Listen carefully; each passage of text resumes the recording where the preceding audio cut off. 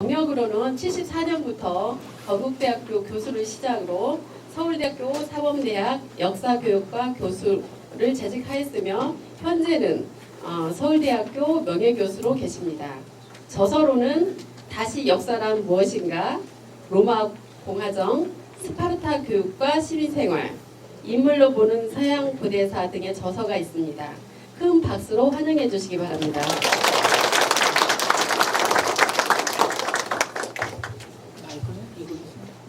예, 저거 쓰셔도 되고 이거 쓰셔도 돼요. 네, 끝났어요.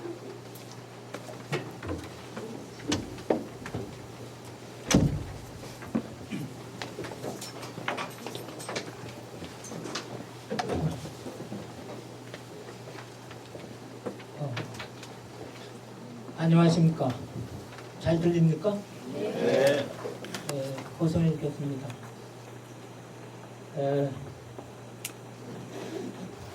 그 로마사는 1972년도에 서울대학교에서 처음 이제 강의를 시작해가지고 수십 년 동안 강의를 했습니다. 그러나 연수도서관에서 로마사 강의를 하게 돼가지고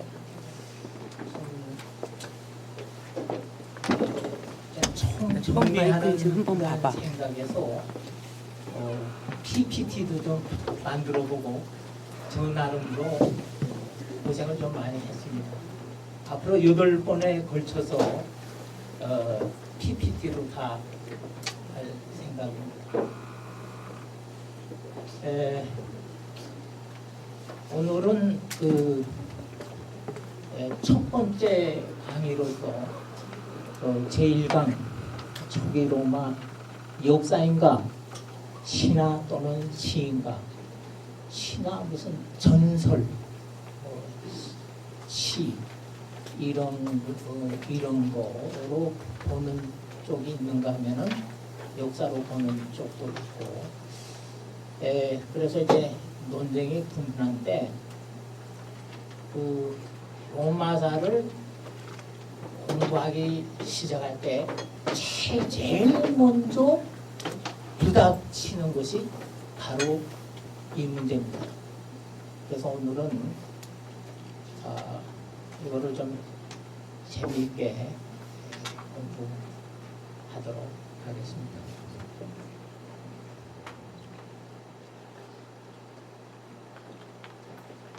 오늘 강의는 모던 역사, 랑케와 포스트 모던 역사, 니체의 공통점이 뭔가,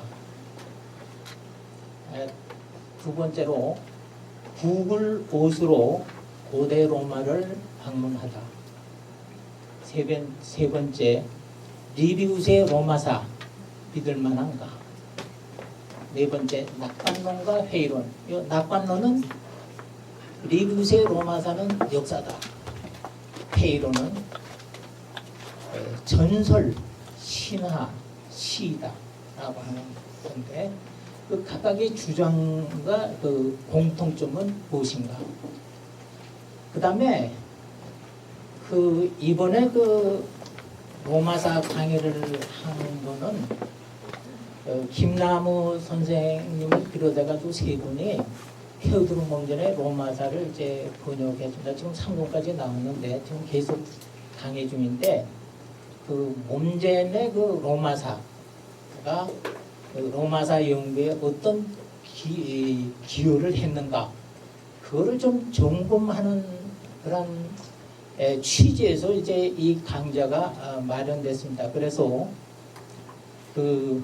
테오드로 몽전의 는 도대체 누구이며 그의 로마사의 기여도는 어느 정도인가, 그거를 이제 맨 마지막으로 이제 다루도록 하겠습니다. 그러면 첫 번째, 사실은 이 모던 역사와 포스트 모던 역사의 그 공통점 이거를 이제 집어넣지 않으려고 그랬는데 오늘날 1970년, 80년대부터 보통 우리는 포스트 모던 시대라고 부르고 있습니다. 그리고 포스트 모던 역사라고 하는 책들이 많이 나왔어요. 그래서 그 모던 역사와 포스트 모던 역사의 역사 인식이 도대체 뭐고 공통점은 뭐고 다른 점은 뭔가 그를 간결하게 언급하고 시작하는 것이 좋을 것 같습니다. 그리고 이것은 또 오늘 주제와 직결되는 문제이기도 합니다. 투키디데스 이래 역사는 미래의 유익함을 위해서 공부하기 시작했습니다. 그런데 레오폴드 폰 랑케는 모던 역사의 아버지입니다. 그리고 보다 한 30년 나이가 어린 프리드리 니체는 포스트 모던 역사의 원조격으로 이제 알려져 있는데 두 사람의 차이가 뭐냐? 아주 간단합니다. 뭐냐면 랑케와 니체는 두 분 다 과거를 어떻게 아느냐? 과거 본래 어떻게 어떤 상태에 있었느냐? 이거를 사실로 하여금 이제 이야기하게 해야 된다라고 하는데 그 사실이라고 하는 거는 영어 팩트지만은 라틴어는 팍타입니다. 팍타는 인간에 의해 이루어진 것들이고 호구라고 우리가 보통 얘기하는 픽션 이거는 라틴어의 픽타인데 이거는 인간에 의해 상상된 것들이란 뜻입니다. 그래서 과거의 팍타를 인식하는 거는 랑케나 니체 똑같은데 랑케는 사실을 간단하게 독자들한테 던집니다. 누구는 어떻게 했다. 누구는 어떻게 했다. 그 던지고 그리고 나서 독자들로 하여금 그거를 보고서 과거 어떤 상태에 있는가를 독자들이 상상하게 하는 겁니다. 이것이 랑케 수법입니다. 거기에 반해서 프리드리 니체는 독자보다는 니체 자기 같은 천재가 역사가의 예술가의 눈을 가지고 팍타를 보는데 인간에 의해 행해진 것들이 다 기록 문서로 다 작성되어 있지 않습니다. 우리가 IMF라고 할 때 다 문서로 기록되어 있습니까? 기록되어 있지 않은 것이 더 많다고 할 수가 있습니다. 그러면은 그 팍타를 그 구공에 나 있는 그 팍타를 인간의 그 상상력으로 이제 그거를 메꿔야 되는데 그게 제 픽션인데 그래서 니체는 역사가는 예술가의 눈을 가지고 과거의 틱타를 통해서 과거를 구성해서 독자들에게 제시한다. 그러니까 랑케는 독자들이 과거를 상상하게 하게 하고 니체는 저자인 역사가가 상상력을 발휘해서 과거를 이제 구성해서 독자에게 던지는 것. 그러니까 랑케, 니체 둘 다 상상력을 총동원해서 과거를 인식해야 된다라고 하는 것이 이제 공통점입니다. 아주 쉽죠.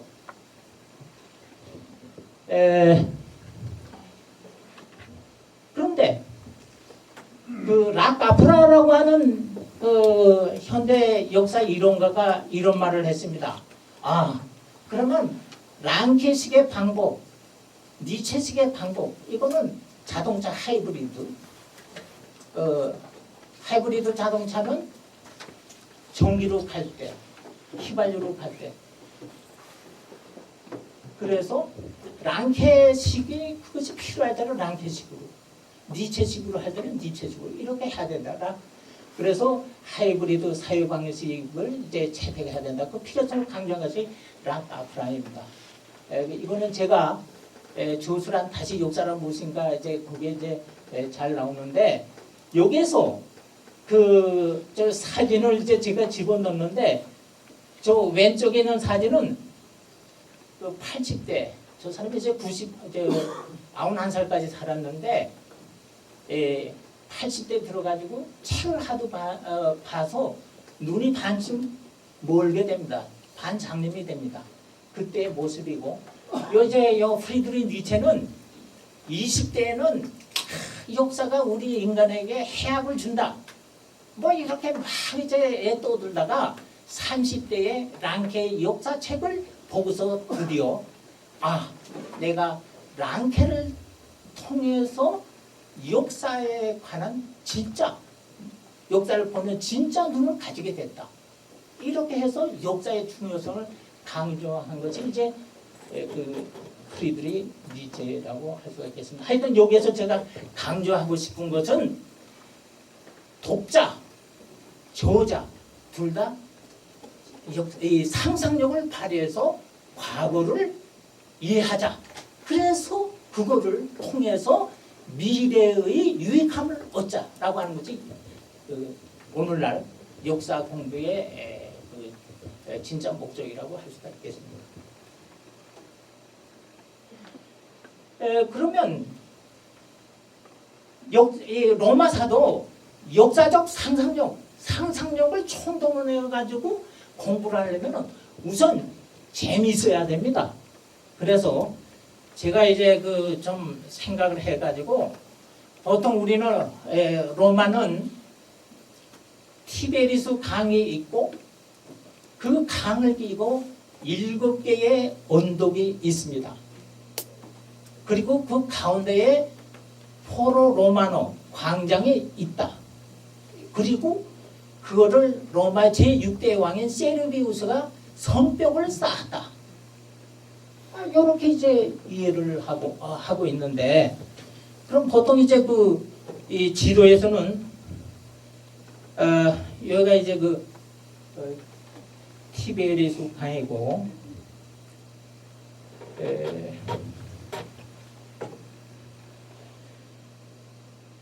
여기가 카피톨 언덕입니다. 그 다음에 여기가 팔라티움 언덕이고, 그 다음에 이제 대전차 경주장이 있고, 여기가 아벤티눔 언덕입니다. 그리고 여기가 카일리우스 언덕이고, 그 다음에 여기가 에스필리누스 언덕입니다. 그리고 비미날리스 언덕, 그 다음에 퀴리날리스 언덕, 이렇게 7개가 됩니다. 카피톨 하나, 팔라팀 둘, 아벤틴 셋, 카일리우스 넷, 에스필리누스 다섯, 비말리스 여섯, 퀴리날리스 일곱. 그리고 요 7개 언덕의 센터 중심지가 여기 포로 로마노 여기가 되겠습니다. 포로 로마노. 그리고 여기 성벽 바깥에 여기가 캠푸스 마르티우스인데 마루스 군신 전쟁의 신입니다. 마루스 신의 들판. 캠퍼스는 이제 필드란 뜻이에요. 들판. 이렇게 해서 요거는 나중에 민에서 이제 다음 주에 말씀드리겠습니다만 켄투야 회라고 하고 하는 것이 있는데 켄투야 회에 모이는 장소가 되고, 그 다음에 요쪽에 유니클룸 언덕이 있는데 거긴 요새입니다. 그 다음에 이쪽이 이제 바티칸인데 오늘날 바티칸 시티가 있는 거고, 그 다음에 여기 요렇게 있는 거, 요것이 이제 세르비우스 성벽이라고 해서 로마 6대 왕인 세르비우스 왕의 쌓은 성벽이 되겠습니다. 그런데 요쪽에 오늘날 세르비우스 성벽의 그 일부가 남아 있습니다.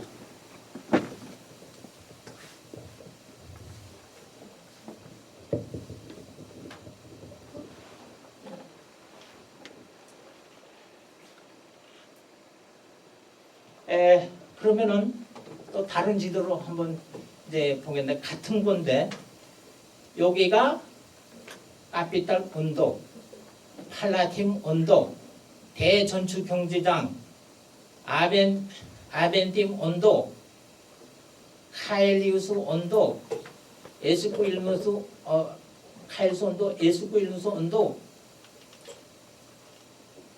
그 다음에 휘말리스 언덕, 뿌이리날리스 언덕, 그리고 여기가 캠퍼스 마르티우스, 그 다음에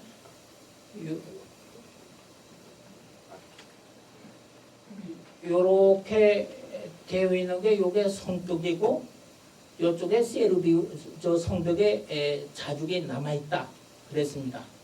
그리고 여기 그 티베리스 강에 이게 섬이 있습니다. 조그만 섬이 있고 여기에 오늘은 없습니다만은 요 다리가 하나 있는데 요게 목교입니다. 목교, 그 나무 다리. 그러니까 고대는 요 나무 다리가 있는데 나무 다리를 통해서 이쪽에 야네이끌룸 요새라든가 뭐 이렇게 이제 했습니다. 그러면은 그리고 여기 그 핑키우스 산이 있는데 언덕이 있는데 요거는 세르비우스 성벽이 있을 때는 바깥쪽에 있습니다. 요건 이제 나중에 그 또 이제 성벽을 지을 때 요거를 이제 포함시켰는데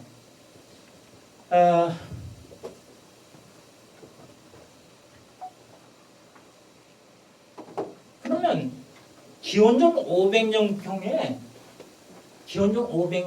로마 영토는 어느 정도였느냐? 여기 제일 요 새까만 부분 여기가 되겠습니다. 여기 그러니까 뭐 그렇게 크지 않습니다. 여기 요거. 그리고 요거는 이제 왜 넣냐면은 이제 구글 옷을 통해 가지고 카피톨리움 박물관을 이제 한번 들어가 보도록 하겠습니다. 그러면 이 구글 옷을 통해서 카피톨 박물관에 있는 여러 그 조각들을 볼 수가 있는데 이 키케로의 조각도 직접 볼 수가 있습니다. 여러분들께서 이제 나중에 이거 끝난 다음에 스마트폰이나 컴퓨터에 구글 옷을 이렇게 다운로드 받아가지고 카피톨 박물관에 들어가서 탁 치면은 이런 조각들도 볼 수가 있습니다. 키케로. 이 키케로는 왜 제가 여기다 이제 넣냐면은 제가 이제 수십 년 전에 키케로의 음모론을 이제 번역해가지고 그 앞에 키케로 사진을 넣었는데 바로 이 카피톨 박물관에 찍은 이 사진을 내가 직접 찍은 거를 이제 넣었습니다. 그래서 이제 그리고 앞으로 그 강의가 끝날 때까지 키케로가 아주 그 로마사에서 아주 중요한 역할을 합니다. 그래서 한번 여러분들에게 그 박물관에 들어가면은 이렇게도 우리가 이 구글을 통해서 볼 수도 있다. 이를테면 피렌체에 가면 우피치 박물관에 유명한 게 있습니다. 그 안에도 들어가면 다 그 전시물들, 또 나폴리의 고고 박물관 이걸 들어가도 또 거기에 그 이제 뭐 이를테면 알렉산드로스 대왕과 그 뭡니까 그 페르시아 대왕하고 전투하는 그것이 이제 벽에 그게 있는데 그것도 우리가 구글 옷을 통해서 다 볼 수가 있습니다. 그걸 이제 좀 환기시키기 위해서 이제 했습니다. 그러면 구글로 한번 들어가 보도록 하겠습니다.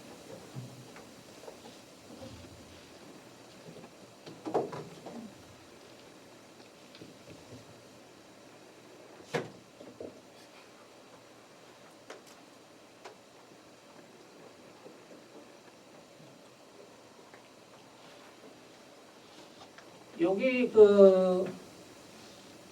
여기 구글하면 여기 장소를 이제 치는 데가 나온다. 여기 장소. 그냥 용어로 포로 로마로인데 포로만 치면은 이제 한 100개가 뜨는데 거기에 포로 로마노 로마 이탈리아 여기를 치면은 요게 이제 나옵니다. 저기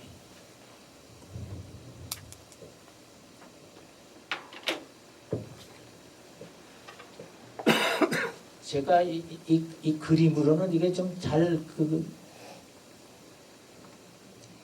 여기는 이제 나오는데 요게 이제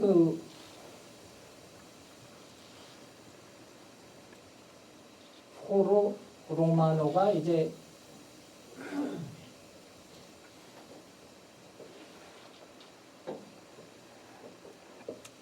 요게 포로 로마노인데 원래는 이제 포로 로마노가 이쪽까지인데 이게 무솔리니가 이제 길을 냈어요 가운데. 그래서 이거 좀 보고 싶다는 얘기도 있습니다만은 요게 이제 카피톨 온도입니다. 요게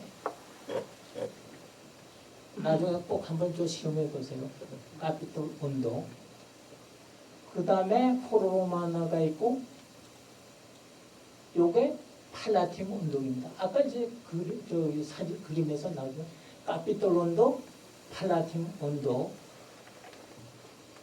그 다음에 대전차 경주장 있고 그리고 이게 아벤티누 온도입니다. 아벤티누 온도. 그 다음에 여기가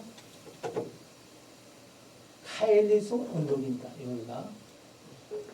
그리고 에꿀리누스 온도기 이렇게 있고 여기가 이제 비말리스 온도기 있고 이게 퀴리날리스 온도기 되겠습니다.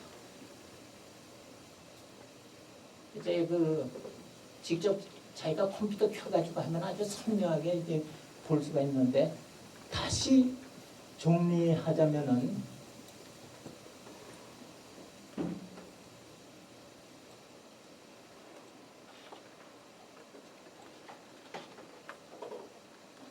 이렇게 해가지고 이제 잘 모르겠으면은 여기에다가 다시 이제 이 검색 있지 않습니까? 검색을 딱 치면은 이렇게 이제 다시 그 제자리로 돌아옵니다. 그래서 이제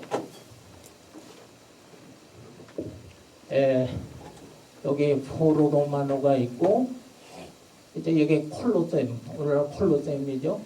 그다음에 이제 콘타나스 대제개요. 그다음에 요리로 이렇게 들어가면은 포로 로마노 여기 하면은 띠투스 이제 개선문이 있고, 그다음에 요게 원론 의사당이고 카피톨 온독이고 여기 타레페우스 절벽입니다. 그 사형수들은 여기서 그냥 또 절벽 밑으로 또 밀어가지고 죽였습니다. 로마 사람들은. 여기 마르쿠스 아울레리우스 황제의 청동산 말 타는 곳에 있고 요 진짜 요 안에 있습니다만 여기다 카피톨 박물관이 양쪽에 이렇게 있고 그 다음에 팔라팀 온도가 있고 대전차 경주장이 있고 아벤티눔 온독이 있고 하엘리우스 온독이 있고 그 다음에 에꿀린스 온독, 비말리스 온독, 그 다음에 퀴리날스 온독 이렇게 있고 그 다음에 성벽은 어떻게 되냐면은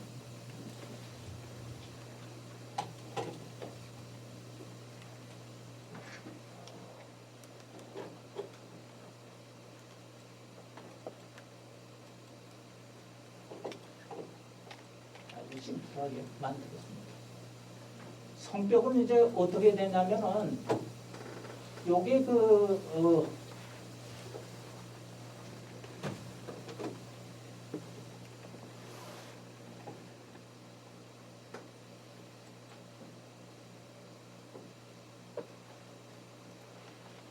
아벤티누 온독으로 해가지고 이렇게 해서 해가지고 이거 어떻게 되냐?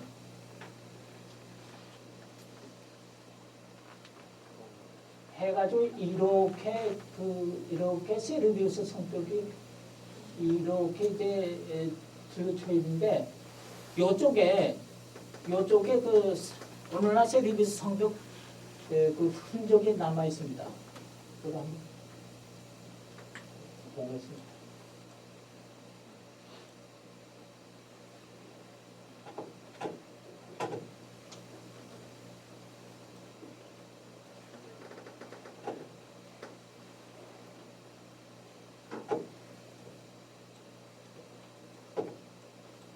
이게 제가 집에 있는 거하고는 잘 안 돼가지고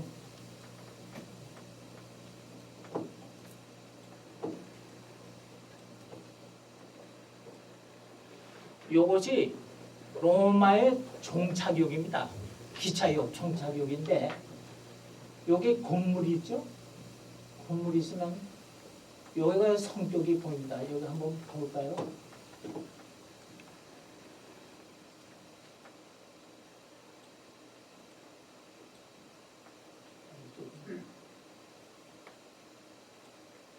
하면서 성벽이 어디다?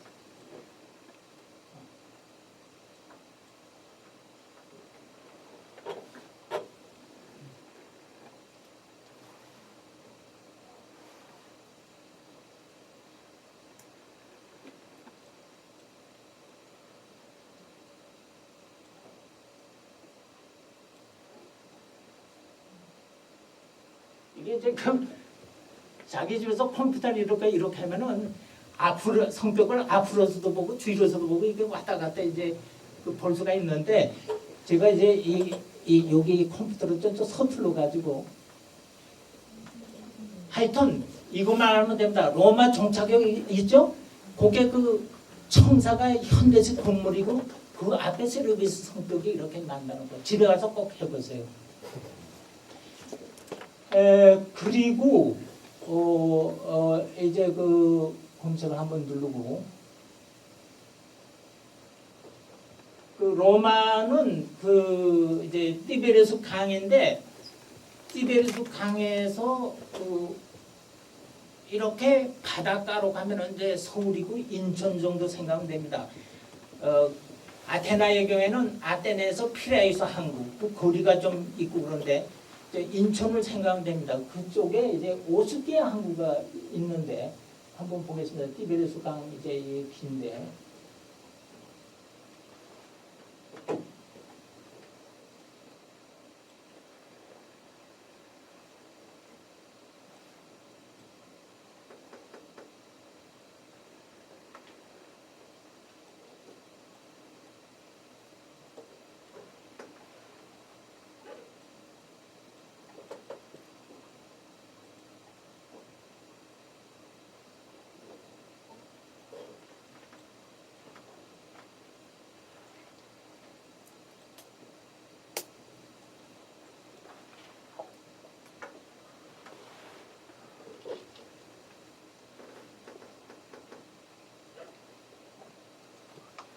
여기 나오는요.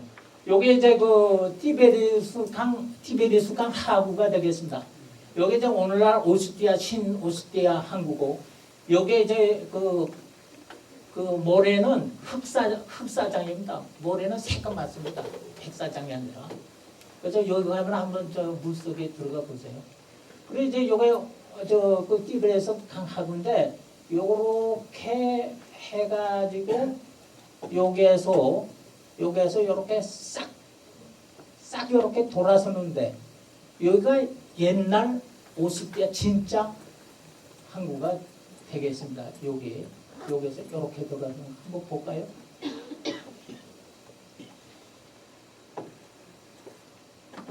여기 이제 그 띠아트르도 있고 그래서 이거는 이제 폼페이와 같이 유명한 그 유적지가 되겠습니다.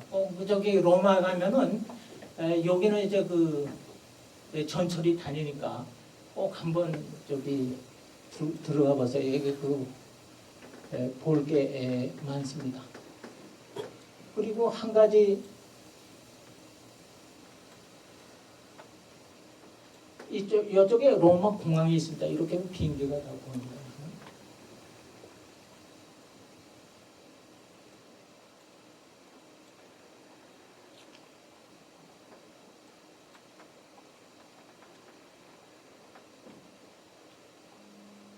그리고 뭐 시간 관계상 그 카피톨론도 아까 그 제 박물관이 있다고 그랬잖아요. 그 박물관 안에 들어가 가지고 탁 치면은 싹 그 안으로 들어가서 조각품 같은 것도 있고 그래서 히케로의 그 아까 제가 지은 흉상도 볼 수가 있습니다.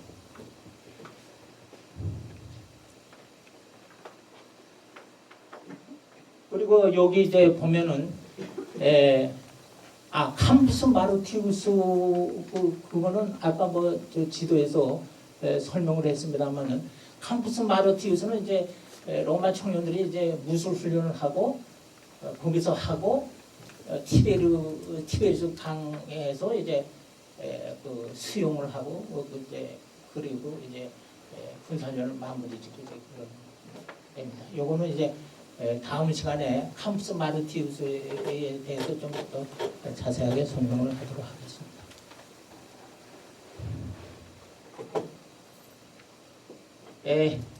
죄송합니다. 이게 제가 이 컴퓨터는 이제 좀 서툴러 가지고 잘 못했는데 집에 가서 좀 요즘에 저는 그 집에서 32인치 그 모니터를 쓰는데 좀 큰 거를 해가지고 하면 아주 자세하게 볼 수가 있습니다.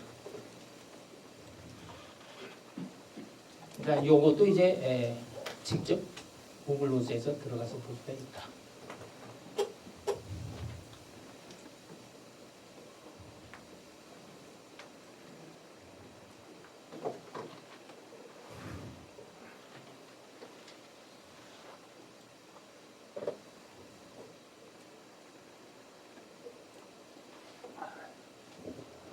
그러면 이제 리비우스의 로마사 믿을만한 것인가? 아부 우르베 꼰띠따라고 하는 거는 from the founding of the Roman city, the city of Rome에서 로마 도시 공국으로부터라는 뜻인데 보통 리비우스의 로마사라고 번역을 합니다. 근데 그 리비우스의 로마사에 나오는 이야기들이 정말 팍타 실제로 일어난 것이냐 아니면 픽타 그 상상되어진 뭐 전설들이니 뭐 이런 것들이냐 명화를 통해 가지고 세 가지를 좀 볼까 합니다. 우선 그 사비누스 처녀들의 약탈을 보겠는데 아부르베 꼰디타라고 해서 1권의 9장 13장에 이제 나옵니다. 요거는 이제 삐우트로다 꼬르토나 그래서 이제 17세기 그 화가인데 사비누스 부인네들의 그 약탈이라는 게 1627년에서 1629년에 이제 그려진 유명한 명화입니다. 카피톨레누스 박물관에 이제 소장이 되어 있는데 이건 뭐 하도 그 유명한 그 이야기라서 로마 청년들이 사비누스 처녀들을 이제 약탈해 가지고 이제 결혼을 하게 되는데 저기 보면은 이런 그림들이 이제 그 유명한 그림들이 이제 많이 있습니다. 여러 개가 있는데 이게 제가 제일 마음에 들어 가지고 요걸 선택했는데 요런 그림도 있습니다. 어떤 그 풍자 화가입니다. 풍자 화가인데 어떻게 그 패러디를 그렸나 하면은 사비누스 처녀들이 로마 청년들한테 약탈당할 때에 좀 그 얼굴에 좀 기쁜 낯을 하고 그래서 뭐 그 처녀들이 이제 그 좋은데 이제 시집 가는구나 뭐 이런 생각을 했는지 모르지만 그런 그 패러디입니다. 그래서 그런 것도 뭐 하고 이제 화가들이 이제 보는 시각에 따라서 어떻게 보느냐 이렇게 하는데 요 비슷한 그림들이 이제 뭐 화가들은 다르지만 많이 있습니다. 구글에 들어가서 좀 많이 좀 구경하기를 바랍니다. 요거는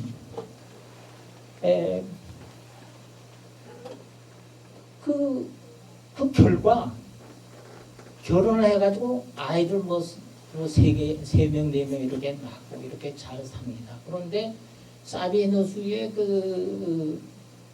그러니까 여인들의 그 오빠나 아빠들이 괘씸하단 말이지. 그 로마 청년들이 약탈했거든요. 그래서 전쟁을 하게 됩니다. 전쟁을 하게 되는데 사비누스 그 부인들이 중간에 딱 서가지고 싸움을 뜯어 말리는 겁니다. 그래서 이제 저기 보면은 하얀 옷을 입은 처녀는 이제 딱 이렇게 말리고 그 옆에 부인에는 아들을 하나 이렇게 안고 자기 오빠인지 아빠인지 모르지만 오빠의 다리를 이렇게 붙잡고서 사정하는 거죠. 제발 전쟁을 그만두라. 그리고 저쪽에 그 가운데도 저쪽에 보면은 아예 어떤 부인네는 아이를 이제 하늘 높이 쳐들면서 제발 오빠 아빠 전쟁 그만두라 그렇게 하는 게 이제 나오고 그리고 요거는 이제 짝꿍 루이 다비드라고 하는 19세기 초반까지 산 사람의 그 작품인데 루브르 박물관에 이제 소장이 되어 있습니다. 그런데 요 여인네가 있죠. 요 여인네는 뭐 작가의 다른 작품에도 나오는 것 같아요. 그래서 이렇게 뭐 가로치고 좀 뭐 설명을 하고 있는데 제가 전문가가 아니라 잘 모르겠고 요게 조금 저 특출난 여인네 아이 셋하고 이렇게 노는 게 나왔습니다. 그래서 이렇게 해서 결국은 라틴인들과 사비니스인들이 전쟁을 관두고 로마로 하나로 통합이 돼가지고 로마는 아주 막강한 국가로서 이제 성장을 하게 됩니다. 그 다음에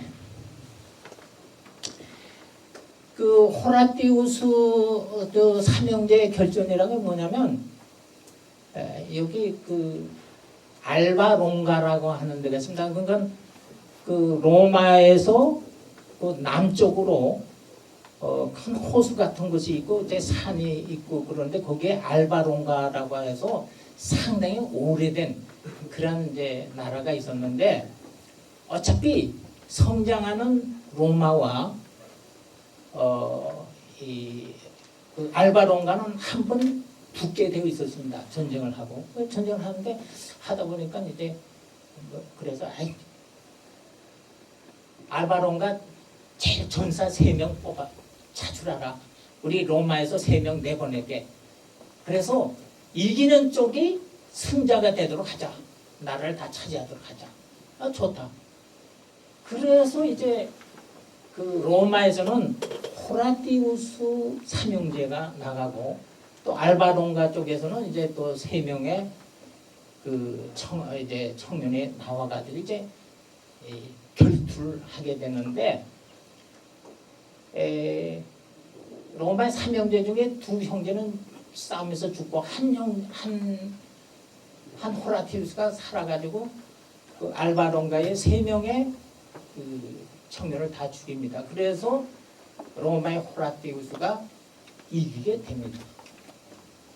근데 이 그림은 이 회화는 그 호라티우스 삼형제가 전쟁터에 나가기 전에 서약을 하면서 꼭 이기고 돌아오겠다 하는 것이고 그 옆에 이제 처자들이 있어가지고 아주 근심 부른 걸로 이렇게 이제 자기 남편들이 이제 살아 돌아오기를 이제 걱정스럽게 이제 이렇게 하는 게 이제 나옵니다.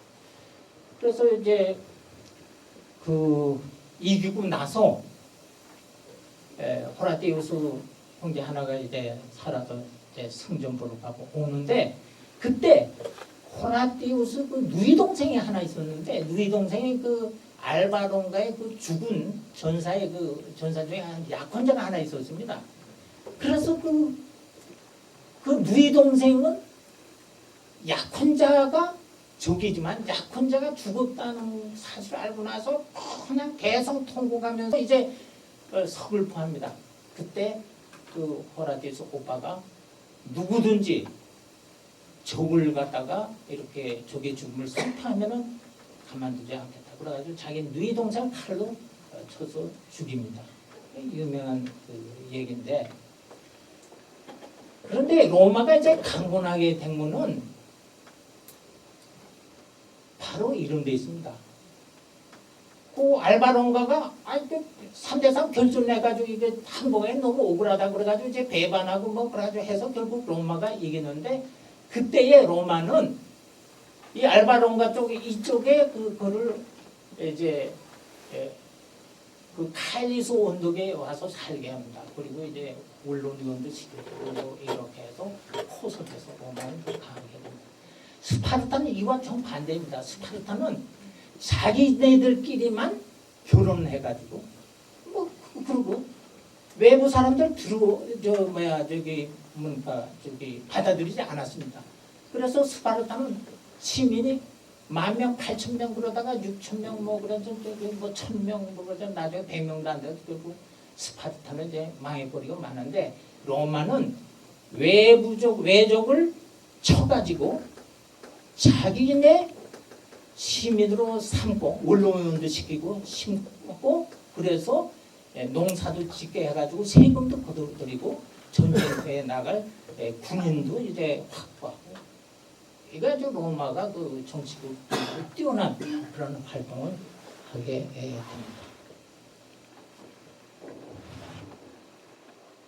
그 다음에 이제 마지막으로 기원전 509년에 로마 왕정은 7대 244년간을 지낸 로마 왕정은 무너지고 로마 공화정이 이제 수립하게 됩니다. 그런데 그때에 그 리비우스의 로마사 1권 57에서 60을 보면은 이런 이야기가 나옵니다. 로마의 마지막 왕이 따르피누스 오만 왕인데, 그 아들이 이제 루크레티아 그 부인네 집에 초대를 받아가지고 방문하게 됩니다. 그날 밤에 그 아들이 루크레티아 침실로 이제 향해서 들어가가지고 칼로 위협을 합니다. 그래서 이제 능력을 하게 됩니다. 그러자 루크레티아는 그 사실을 외부에 있는 자기 남편하고 또 친구, 그다음에 아버지, 그다음에 이제 그 브루투스, 그 로마 공화정을 수립하는 브루투스한테도 다 알리고, 그래서 그렇게 알리고 나서 루크레티아는 자결을 하게 됩니다. 요 앞에 것도 그렇고 요것도 그렇고 요거는 저기 이탈리아의 티치아노라고 하는 화가가 있습니다. 영어로는 티탄이라고 하는데 티치아노. 제가 제일 좋아하는 그 이탈리아 화가인데, 그 루벤스 그림은 그 여인을 아주 풍만한 육체미로 이렇게 루브르 박물관에 가면 아주 루벤스 홀이라고 해서 거기에 자주지 그려져 있는데, 이탈리아에는 바로 이 티치아노가 그런 티치아노의 그림에 비너스 그림 유명하죠. 비너스 그림이 있고, 요 루크레티아, 그 다음에 요 루크레티아, 요 자결을 봅니다. 요거는 오스트리아의 비엔나에는 무제음 박물관에 이제 있고, 요거는 1571년경에 이제 그 그림인데, 영국의 그 프리츠 윌리엄 무제음에 있다고도 그렇고, 어떤 또 해설적으로 보면 프랑스의 그 보르도에 있는 그 박물관에 이제 있다고도 그러고 이제 똑같은 그림인데 그래서 이게 어떤 건지 이제 확실히 잘 모르겠어요. 여러분들이 좀 전문가분한테 좀 물어가지고 좀 그 사정을 좀 알면 좋겠습니다. 그래서 이 르네상스 시대의 유명한 그 보티첼리 화가는 이런 이제 그림을 그립니다. 그 루크레티아가 이렇게 가슴에 칼을 꽂고 자결했죠. 그래서 이제 두루 누워 있는데 그 주변에서 이제 브루투스라든가 이런 사람이 격분해가지고 이 오만왕 따르케니스 왕을 몰아내자라고 결정을 해요. 그래서 기원전 509년에 왕을 몰아내고 로마 공화정이 이제 수립되는 것입니다.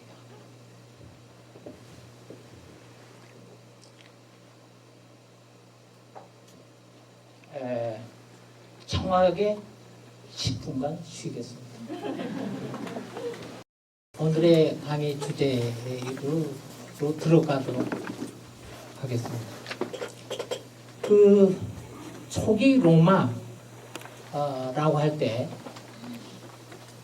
그 도대체 기간이 어떻게 되는 거냐? 기원전 753년부터 기원전 264년까지를 말합니다. 김남우 선생, 김남우 선생께서 번역해서 그 3권에 어디 하니발 포에니 전쟁 그기죠? 네. 기원전 753년은 로마 공국 로물루스가 로마 공국한 해이고 기원전 264년은 포에니 전쟁이 발발하는 시작하는 해입니다. 그러니까 로마와 카르타고와의 전쟁. 그때 이제 500년간 사이인데 이게 이제 문제는 앞으로도 나오겠습니다만은 리비우스의 로마사가 그 기원전 27년에 이제 쓰기 시작했다고 그래요. 그러니까 리비우스가 이렇게 볼 때는 700년에서 500년 전에 그 기간 동안 그 아득한 옛날 얘기를 리비우스가 쓴 겁니다.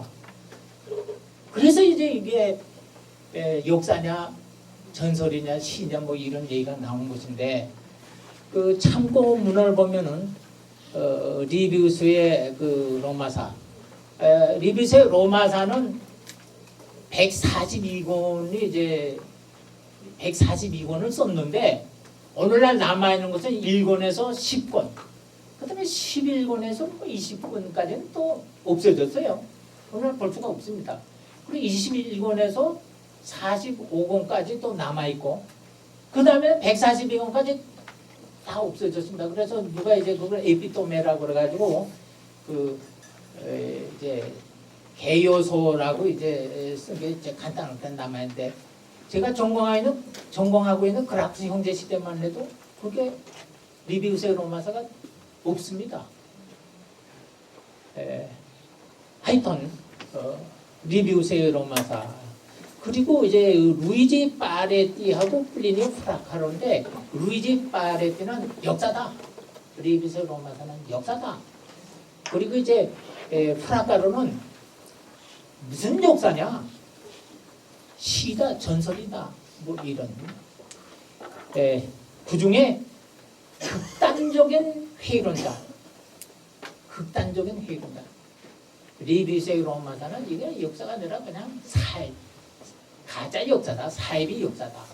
라고 주장한 것이 바로 테오도르 몬덴입니다.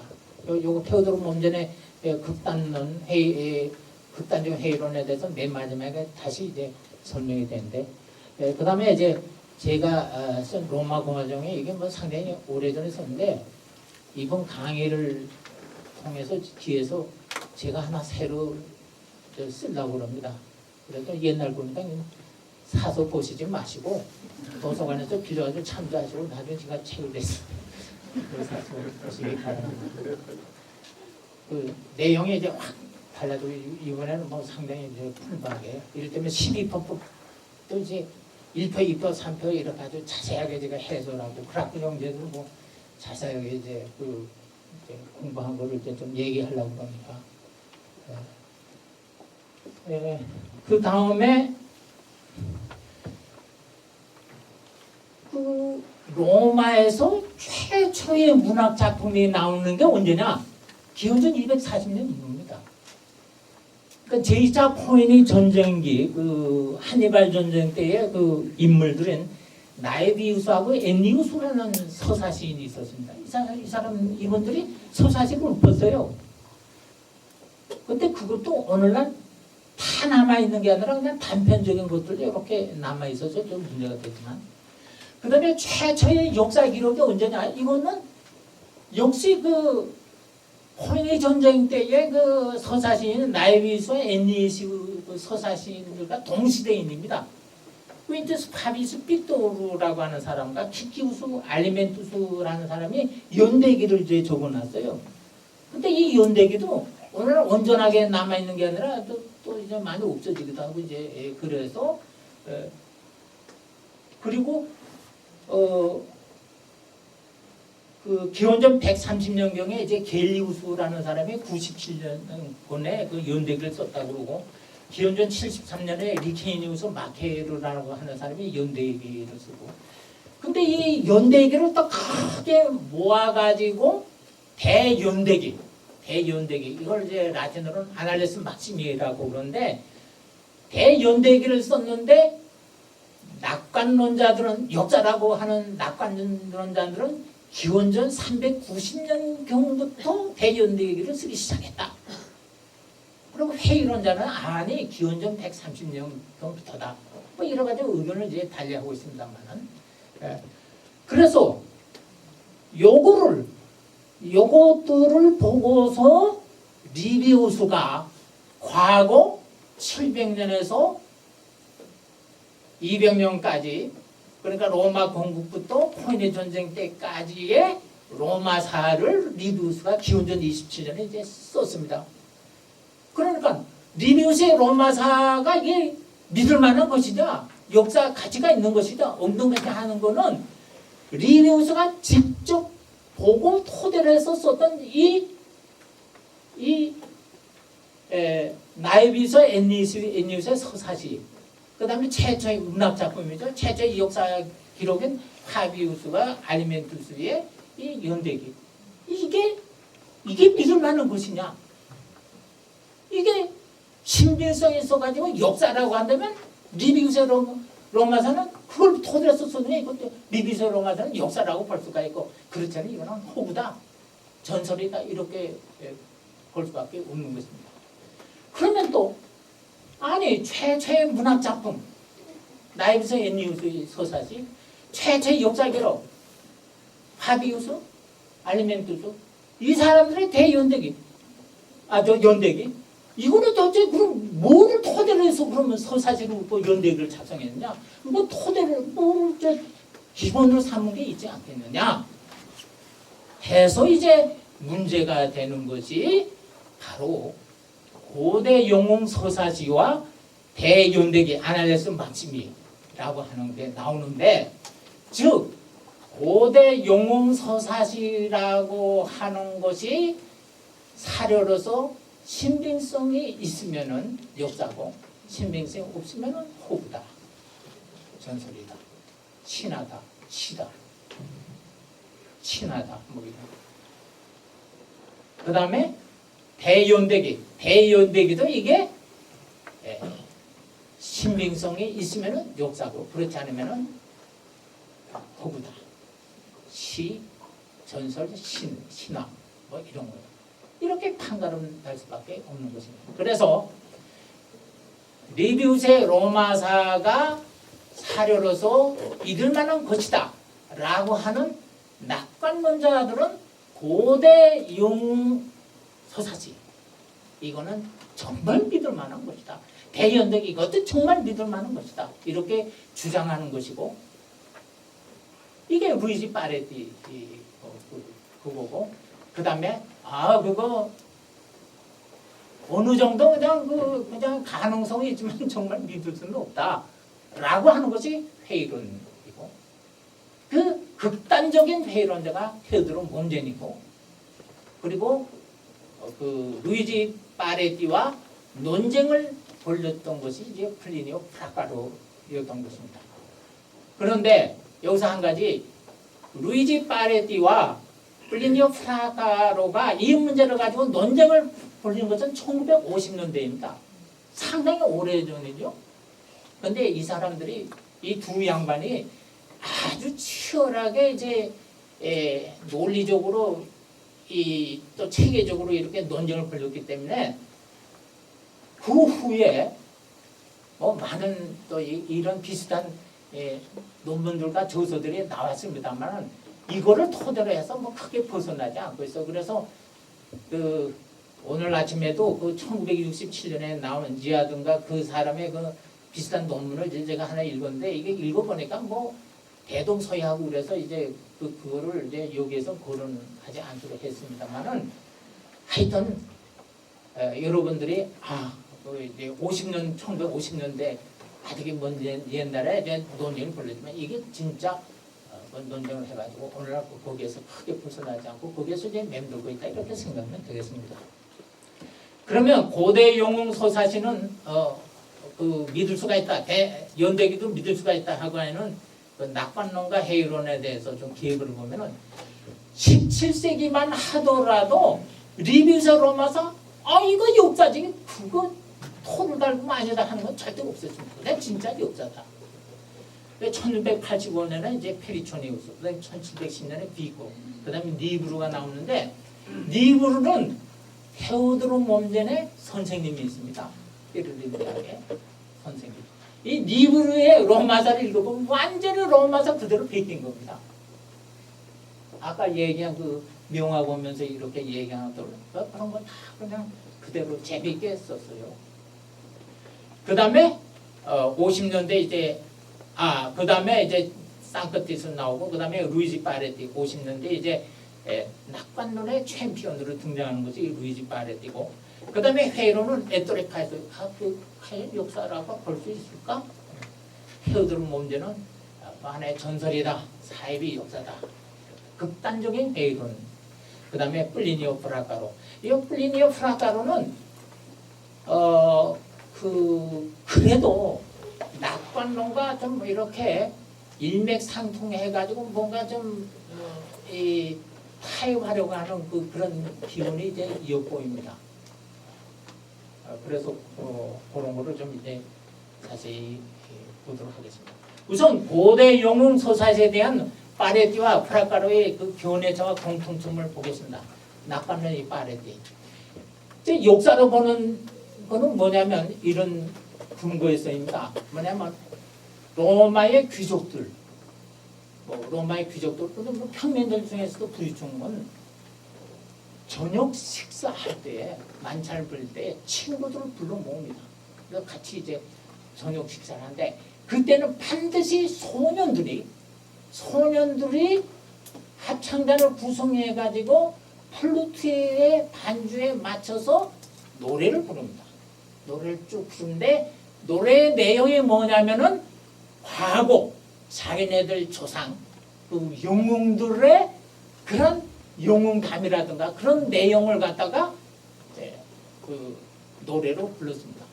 그래서 매번 그거 듣고, 그러니까 구두로 노래로 전송해서 세대로 세기로 이렇게 해서 차차차 쭉 내려왔다는 거죠.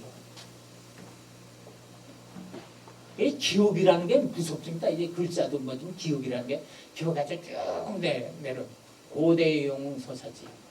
그것을 나에비우스와 엔니우스가 그걸 그대로 소사지로 그냥 써서 로마의 최초 문학 작품을 내놨다는 것입니다. 그러니까 믿을 수밖에 더 있냐? 그 회의론자인 프라카로는 그거 믿을 사람이 어디 있겠냐? 로마사 연가는 절대 다수의 역사가들은 그거 신빙성이 있다고 믿지는 않는다. 한마디로 이제 일축해 버립니다. 그 다음에 이제 그 대연대기인데, 요거는 조금 설명이 이제 필요합니다. 뭐냐면, 그 공화국 왕정이 아닙니다. 로마 공화국 초기부터 사제가 이제 하얀 판대기가 있는데 하얀 판대기에 1년 중 일어났던 중대한 일들을 갖다가 판대기 이제 적는 그런 전통이 생깁니다. 그래서 무슨 일식이 생겼다든가 뭐 월식이 일어났다든가 뭐 비가 많이 와서 홍수가 나가지고 티베르스 강이 범람했다든가 밀값이 폭등했다든가 그의 콘술의 이름은 누구였다든가 이런 걸 다 이제 적어놓은 이제 공화국. 그런데 갈리아인들이 기원전 390년에 로마로 쳐들어와가지고 로마를 이제 점령하는데 로마의 7개 언덕 중에 까피톨리누스 그 언덕만 내놓고 6개를 전부 점령해 버립니다.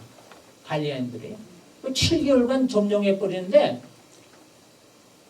요 갈리아인들이 7개월간 로마를 점령하고 있을 때에 그 백판들의 처음에 몇 세트가 그 이제 파손이 돼가지고 못 쓰게 됐다는 겁니다.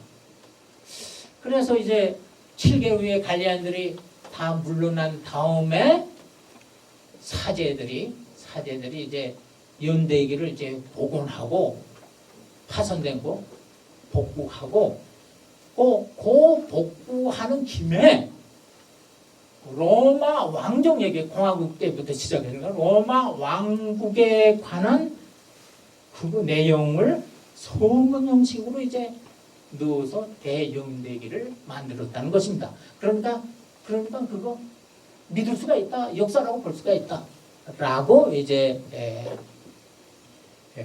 보는 것입니다. 그런데 이제 프라가로는 이제 그래서 낙관론자들은 대연대기 작성이 기원전 390년부터라고 그러는데 천만에 그거는 기원전 300년부터다. 기원전 300년부터다. 그래서 기원전 300년 이후의 거는 우리가 역사로 믿을 수가 있지만 그 이전의 것은 믿을 수가 없다. 그래서 이제 그 한 가지 이제 예를 드는데 서사시인의 그 애니우스가 로마 공국 350년 후에 일식이 있었다. 라고 이제 서사시를 울고 있는데 벨로그가 로마사를 쓰면서 거기에도 뭐냐면 이거 틀렸다. 기원전 404년이야 되는데 그러면은 근데 실제로는 기원전 288년 6월 13일에 그 일식이 이제 있었다는 걸 이제 확인했습니다. 벨로그가. 그래서 로마 공국 약 450년 후라고 하는 것에 오기 가능성이 있다. 믿을 수가 없다라고 하는 것입니다. 그러니까 엔니우스의 서사시 내용이 믿을 수가 없다. 그 다음에 파레티는 갈리아인들이 이제 그 기원전 390년에 쳐들어왔을 때에 그 백판들 하얀 판대기에 써놓은 것도 그 처음에 그 몇 세트가 파손되었다고 그러는데 그 파손되었다는 증거도 없다. 그리고 그 하얀 판대기들을 갖다 보관했던 그 창고가 조그만 창고가 레기아라고 하는 건데 그 레기아가 멀쩡하게 그냥 있다. 파손됐다는 증거가 없다. 그런데 그걸 왜 파손했다고 그러면서 그 이제 엉뚱한 얘기를 하냐? 그리고 대연대기가 실제로 발간된 것은 낙관론자들은 루이지 파레트는 기원전 390년이라고 그러는데 갈리아인을 이제 철수한 다음에 그러는데 천만에 기원전 130년에 그 대사제인 그 스카이볼라라고 하는 사람이 그 백판들 정리해가지고 80권의 책을 내가지고 대연대기를 이제 발간했다.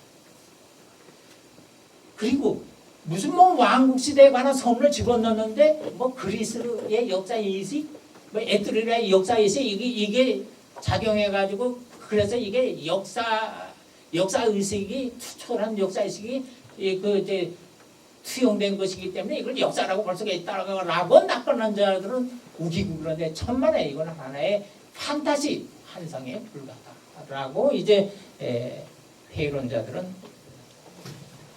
그 주장하고 있습니다.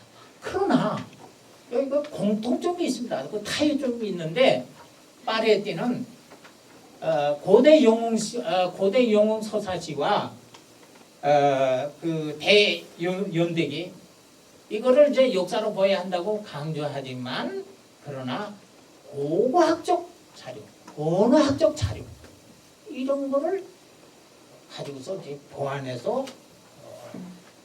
볼 필요가 있다.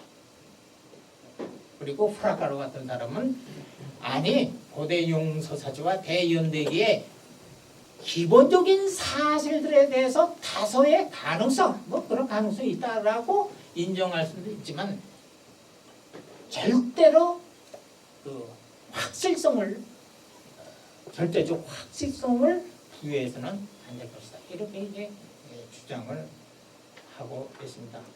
그래서 이제 양자공이 고고학, 언어학, 인류학 등 인적 학문에 도움이 이제 필요하다. 이거를 이제 강조하고 있는 것입니다. 오늘 아침에 읽은 그 저기 67년도 그 히스토리에 나온 그 논문을 읽어보니까 이제 세 번째 그룹이 있다고 그래요. 그래서 자기는 세 번째 그룹에 속한다라고 이제 그 역사가는 얘기하고 있는데 세 번째 그룹이 뭐냐면은 바로 이겁니다. 뭐냐면 리비우스의 로마사에 나오는 크로놀로지 연대 뭐 이렇게 배열하거나 뭐 연대 얘기가 좀 틀린 것이 있을 수도 있다. 그러나 그 인정을 그거는 그러나 전체로 봐서는 역사로 인정하고 그 모자라는 부분 이런 거는 이제 그 고고학이니 뭐 이런 인류학이니 뭐 민속학이니 언어학이니 이런 걸로 이제 보충해야 되지 않겠냐. 제3의 그룹을 이제 넣는데 저도 이제 마찬가지입니다. 저도 제3의 그룹에 이제 그러나 대체적으로 보면은 낙관론과 해이론에 이제 기반을 두고 있다. 이렇게 생각하면 되겠습니다. 그럼 이제 마지막으로 그 극단적 회의론자인 테오도로 몬제는 누구? 로마사의 디오도는 어느 정도인가? 이거를 이제 말씀드리도록 하겠습니다. 제가 대학교 2학년 때 로마사의 쓴 몸전의 이 사진을 어느 책에서 보고서 아주 감명이 깊었습니다. 저 늙으신 분이지만 저 눈동자를 보시오. 눈을 보세요. 안광을 초월하는. 나도 좀 저런 역사가 되고 싶다 하는 생각을 하게 됐습니다. 맨 앞에 거는 이제 몸전이 젊었을 때 보고 이제 요거는 이제 좀 늙은 다음에 그리고 저쪽에는 1831년에 찍은 사진입니다. 저 벽에 구글에 들어가서 이제 몸전하면 저게 위키피디아 백과사전에 나오는데 한번 나중에 보십시오. 저 뒤에는 고소들로 저기 벽장에 빠뜨려 있고 저게 먼저 흉상이 하나 있는데 저게 카이사르입니다. 율리우스 카이사르고 이 밑에 이제 고소들 이렇게 보던 거 발 밑에 있죠. 보는데 몸전인데 그래도 제 서재보다는 그래도 좀 깨끗한 편입니다. 테오도로 몸전 1901년에 노벨상에 이제 노벨이 이제 화약을 만들어가지고 이제 많은 돈을 들었는데 너무 화약 때문에 많은 사람이 죽는다고 해서 노벨상을 이제 만듭니다. 근데 1902년에 역사 공부를 해가지고 노벨상을 탄 로마사 써가지고 탄 최초의 인물입니다. 그 다음에 그 1939년에 로날드 사임이 로마 혁명이라고 하는 책을 썼는데 그 노벨 문학상 후보에는 올랐는데 그 노벨상은 못 탔습니다. 유일하게 이제 그 몸제는 이제 베를린 대학 교수로서 이제 활약을 했고 86세까지 이제 살았는데 이 몸전이 이제 위대한 것은 그 공부를 얼마나 했는지 모릅니다. 그냥 자는 시간 빼놓고 그냥 맨날 공부도 하고 랑케도 그렇고 몸전도 그렇고 그랬습니다만은 이 사람들한테 명절에는 휴일에는 없습니다. 그냥 계속 공부하는 거예요. 언젠가 하루 4시간을 공부를 못했습니다. 몸전이. 그래서 투어도 그 말이죠. 만난 사람들 내가 그날 말이지 그 4시간 그냥 공부 못해가지고 그거 정말 아깝고 말이야. 그 4시간이 뭐냐? 자기 장가 가는 날 결혼식 하고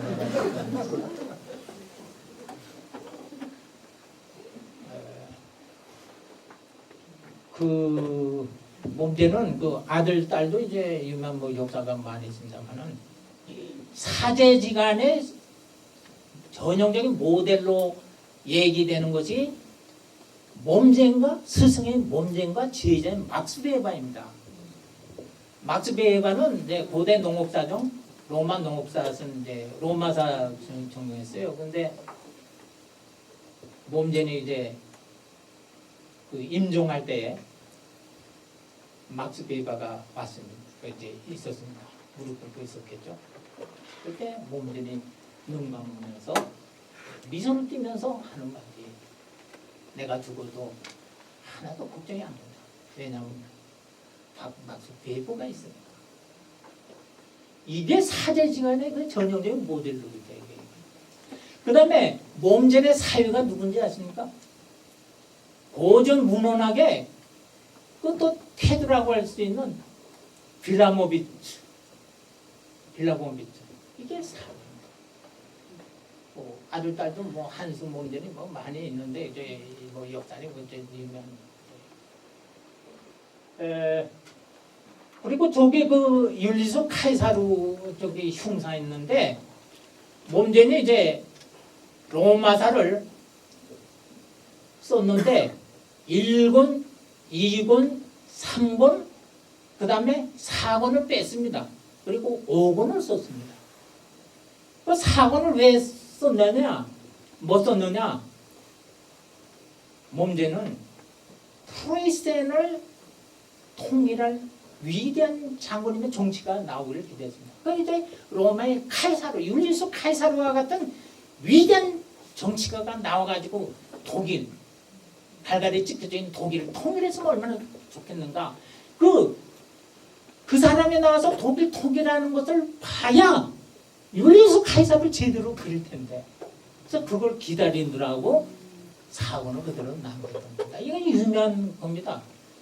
그 다음에 이 최근에 로마 제국에 관해서 이제 몸전 이름으로 나온 건데 나온 책이 있는데 요거는 저보다 나이가 비슷한 사람인데 그 자유베르린 대학에 알렉산더 데만트 교수가 있습니다. 그 알렉산더 데만트 교수가 몇 명이랑 해가지고 몸전의 강의를 들었던 사람들의 노트를 보고서 이제 쓴 게 있습니다. 그래서 그거를 이제 몸전을 로마사 할 때 요즘 그것도 이해가 되고 있는데 김남도 선생님 여기 와 계시지만 그거까지도 이제 번역할지 모르겠습니다. 번역할 때는 이제 저작권 문제는 제가 이제 해결했을 테니까 데만트 교수. 그래서 그 율리스 카이사루를 이렇게 상당히 그 받들고 이제 그랬던 겁니다. 그다음에 요 밑에 이제 원고가 있는데 요 원고는 이렇게 보니까 몸전의 그 서재가 뭐 내가 불탄 것 같아요. 다 없던데 요거는 이제 남았다고 그래가지고 요 이렇게 잘 보이지는 않습니다. 그러면 이제 맨 마지막으로 로마사의 기여를 보겠습니다. 그 외룬 위젠이라고 하는 이제 오늘날 그 유럽의 그 독일의 역사 이론가가 있습니다. 미국 같으면 헤이든 화이트, 메타 히스토리로 유명한 헤이든 화이트가 있고 독일에는 외룬 위젠이라고 하는 그 역사 이론가가 있는데 제가 그 다시 역사란 무엇인가 거기에서 그 몸전에 대해서 이제 그 관련되는 거를 이제 추려봤습니다. 그 프리드리히 니체는 인간의 삶에 있어서 역사의 유익함과 역사의 해로움이라는 책을 이제 썼습니다. 근데 역사의 유익함이라는 책에서 니체는 역사를 기념비적 역사, 프로타라쿠스의 모랄리아, 프로타라쿠스의 용웅정 같은 거, 이거 인간에게 얼마나 좋냐, 유익하냐. 얼통품적 역사, 얼통품이 얼마나 귀중하냐, 역사도 귀중하다. 비판적 역사,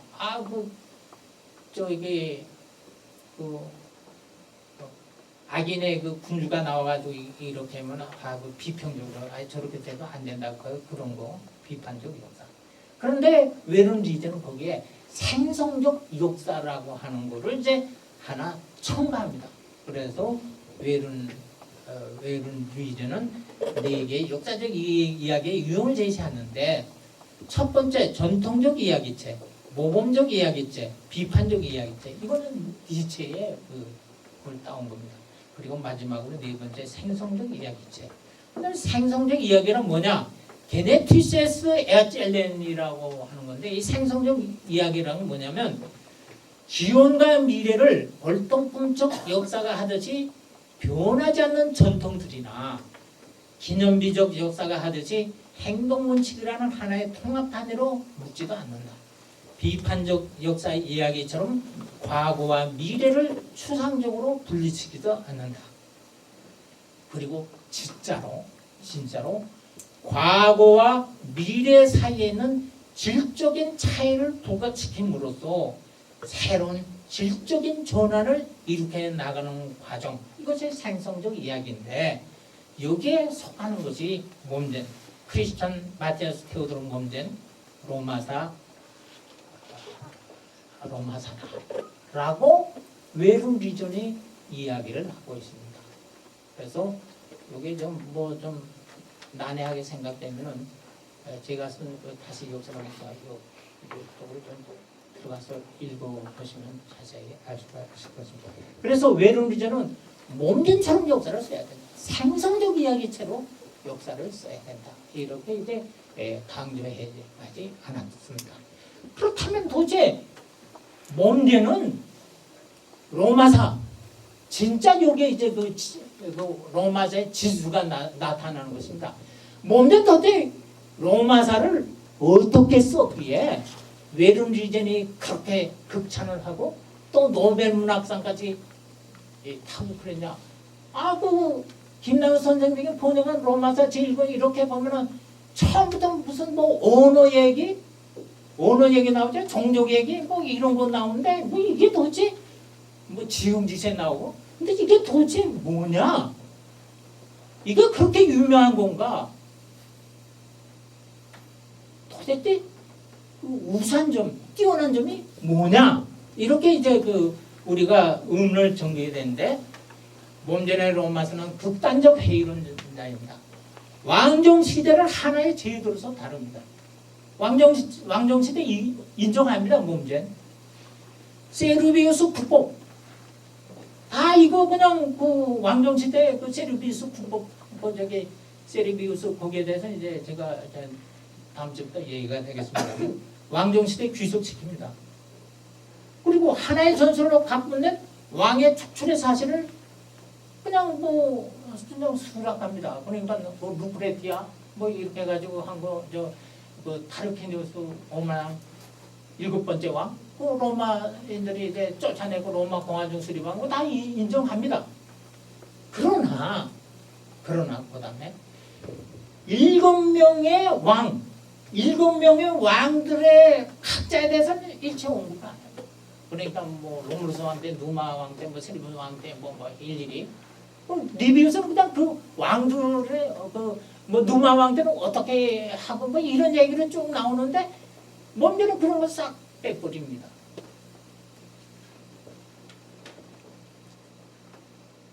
그리고 리비세 로마서에 나오는 왕들에 대해서 상세하게 설명하고 있는 거, 이거는 모두가 신화, 몸전에는 신화, 전설, 설화, 꾸며낸 이야기, 영어로는 페이블, 독일 말로는 디자게. 디자게는 이제 전설, 뭐 우화, 뭐 이런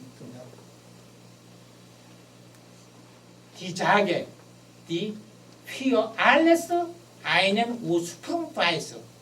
전설이라고 하는 것이 뭐냐면 모든 것에 대해서 하나의 원천을 그냥 가르쳐 주는 거. 이게 이제 그 몸전의 로마사 그 독일어 판례 페이지 40 쪽에 이제 나오는 겁니다. 그래서 후바시 스토리, 리비세 로마사 뭐 왕들의 뭐 이런 건 사입이 역사다라고 했었는 것입니다. 그리고 초기 로마와 접촉하고 있던 족속들의 활동과 문명을 역사 서술적 전술에서 나오는 것이 아닙니다. 그건 완전히 다른 사료에서 나오는데, 즉 언어, 인종 같은 것을 빌려가지고 구상하고 있습니다. 그래서 그 김남룬 선생 등이 번역한 로마사 제1권, 뭐 이건 이렇게 보면 지형지세로 나오고 뭐 언어, 뭐 무슨 종족 뭐 이런 건 나오죠. 이런 걸로 로마사를 이제 쓰고 있습니다. 자기 스승의 리브로와는 완전히 다른 겁니다. 리브로는 리뷰스의 로마사 그대로 재미있게 썼는데, 문제는 다르게. 그래서 어떤 역사가는 이렇게 얘기합니다. 그 몸전 너무 저기 자의적인 것이 아니냐, 제멋대로 쓴 게 아니냐, 지나치다 라고 이제 주장하는 사람들도 있습니다만은, 그러나 우리 전에 얘기했듯이 그 몸전의 그런 그 연구 방법의 결과에서 나온 것, 그것이 생성적 이야기체로서 그 로마사 발전에 이제 로마사 진전에 기회다, 이렇게 이제 봐야 되겠습니다. 그리고 그 초기 로마 뿐만 아니라 그 이후 시대에 몸전이 이제 끼친 영향은 대단한 것입니다. 이제 다음 시간부터 이제 그때마다 나오는 거 제가 거론하고, 뭐 어떤 경우에는 마치 제갈 공명처럼 아주 날카로운 예지력을 가지고 이렇게 설명하고 있는데, 그게 나중에 비문이 딱 나와서 보니까 그게 딱 맞아 떨어졌어요. 그래서 제갈공명도 귀신과 같습니다. 이렇게 이제 주변 사람이 얘기했지. 그런 것도 있고, 또 그라투시 형제 개혁에서처럼 또 저와는 완전히 다른, 그러니까 좀 생각을 해가지고 좀 비판의 대상이 되는 것도 있고 뭐 하는 건데, 어쨌든 문제는 이 역사책뿐만 아니라 비문을 연구해야 된다. 역사 공부를 제대로 하려면 비문들을 연구해야 된다. 그래서 라틴어로 된 비문을 갖다가 이제 답사해가지고 받아가지고 한국 라틴어 비문 집대성을 대기다. 그래서 이 문제는 참으로 그 로마사 연구에서 정말 큰 공헌을 이렇게 생각이 됩니다. 다음 주에는 로마 공화정 그 정치 이념과 실제, 그래가지고 그 원로원, 그다음에 정무관, 그리고 민해 뭐 이런 거를 통해서 얘기한, 특히 민해에 관해서 좀 자세하게 얘기함으로써 로마 시민들이 실제로 민해에서 어떻게 정치적 천재성을 발휘했는지, 그거를 아주 생생하게 한번 보려고